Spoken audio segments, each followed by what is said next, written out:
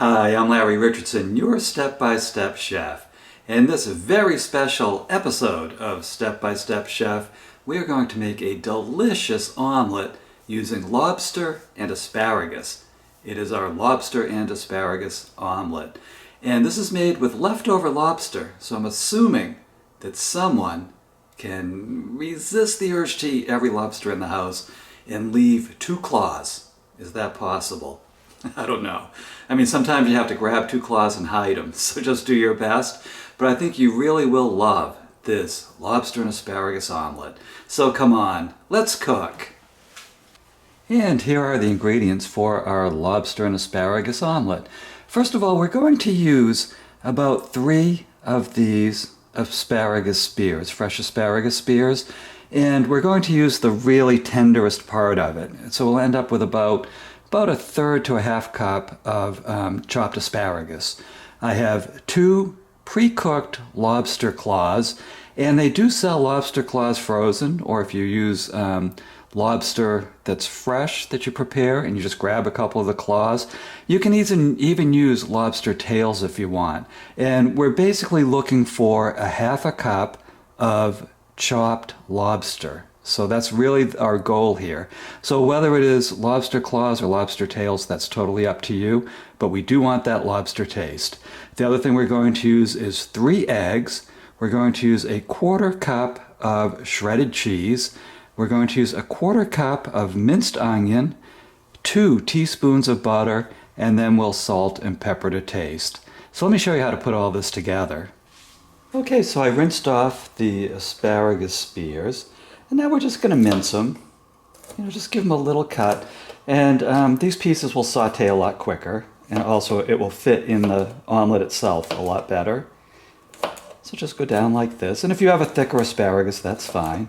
I know you can't always get this really thin asparagus all times of year. And you can add more or less asparagus, of course, that's totally up to you. And let's see. In fact, I'm going to add, because this asparagus is so thin, I'm going to add 1 more asparagus spear.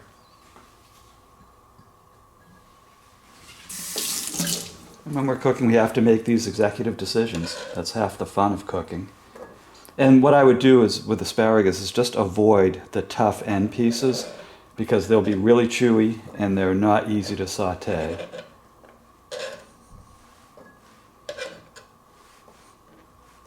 I'm just going to do 1 more piece of asparagus.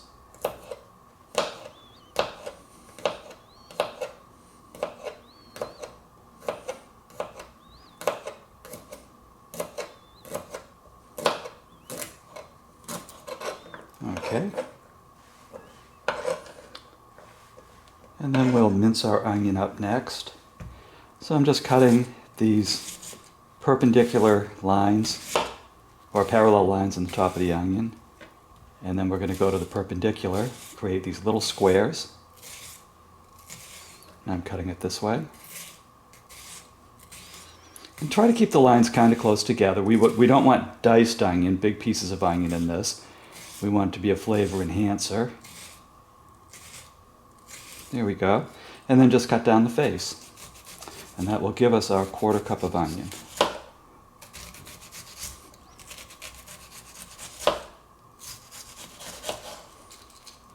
Oops. And here we go. We'll just put it in with the asparagus. We're going to saute them together.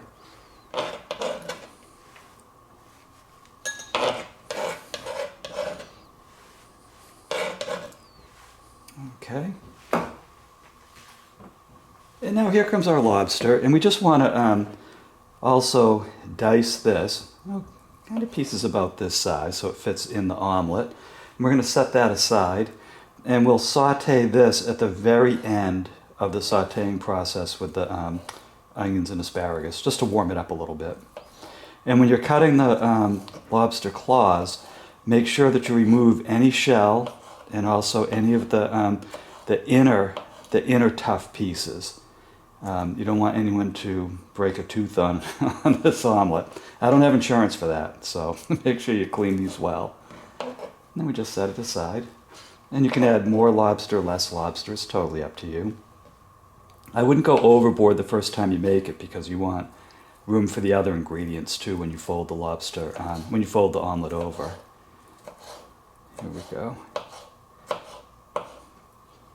You know, I'm really fighting the urge to eat this. I mean, I really just want to take all of this lobster and put it in my mouth, but I'm not going to. It's so delicious.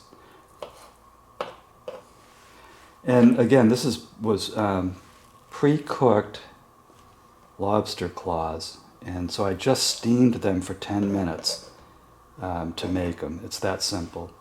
And, you know, just follow whatever directions are on the container of the lobster that you get. And if you're making fresh lobster, just read up on it a little bit and on how to clean it. And now we just take our 3 eggs and crack them. We're going to give them a good scramble.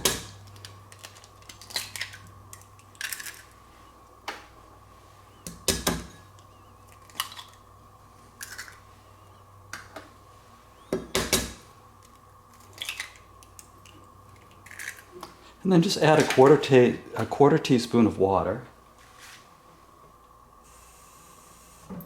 That helps to fluff the egg up. Here we go. Just give it a whisking.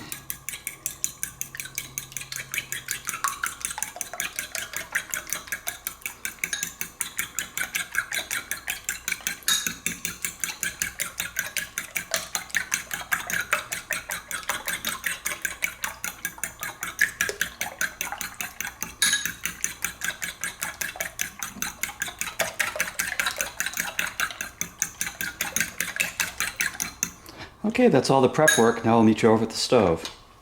Okay, so I have this pan preheated for about 1 minute over medium heat. This is our little saute pan. And here's our butter to saute with. And I'm going to put this larger pan on, our omelet pan on, at just under. I'm going to preheat that at just under medium heat. Okay. Spread that butter out. There we go. And here's our asparagus and onion. And I'm going to saute this until the onion looks translucent. This will take about probably about 3 to 5 minutes. And now in the egg pan, we're going to put butter in the pan, coat the bottom, nice and evenly. You don't want the egg to stick. There we go. And then we'll put our egg mixture in here.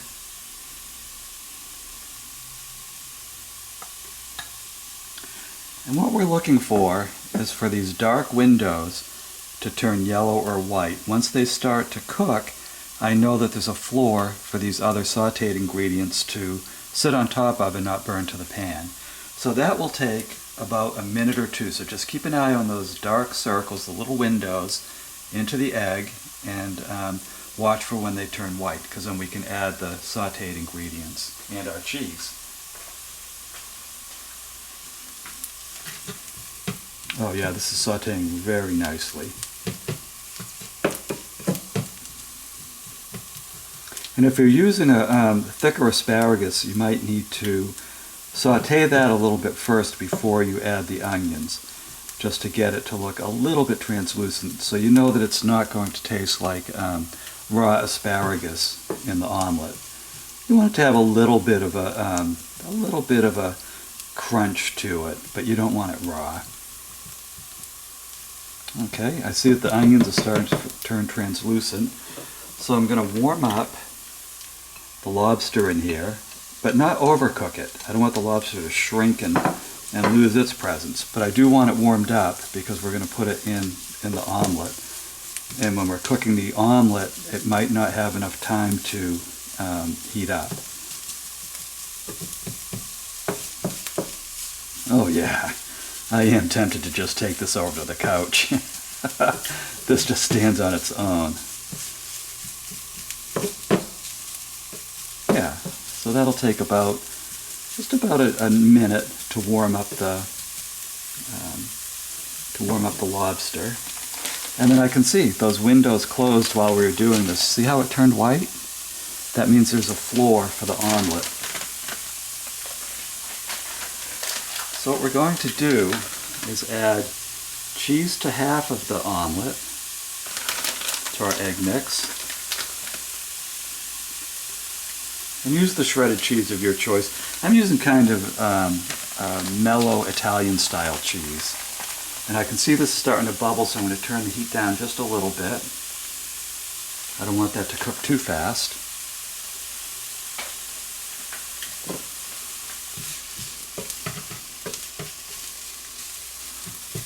Oh yeah, that's nice and warm. So now I'm just going to put the lobster, asparagus, and onion on this side.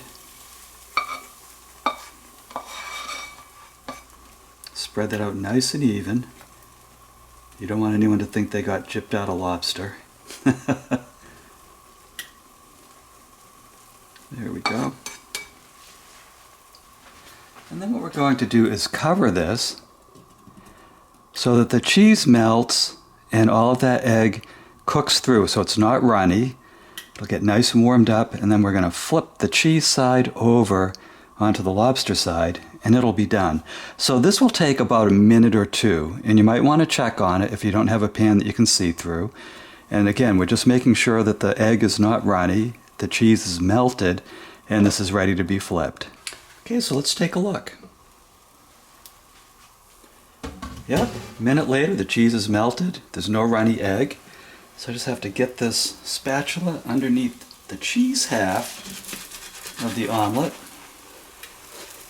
Oops, it's a little tough working around a tripod. Let's just get this.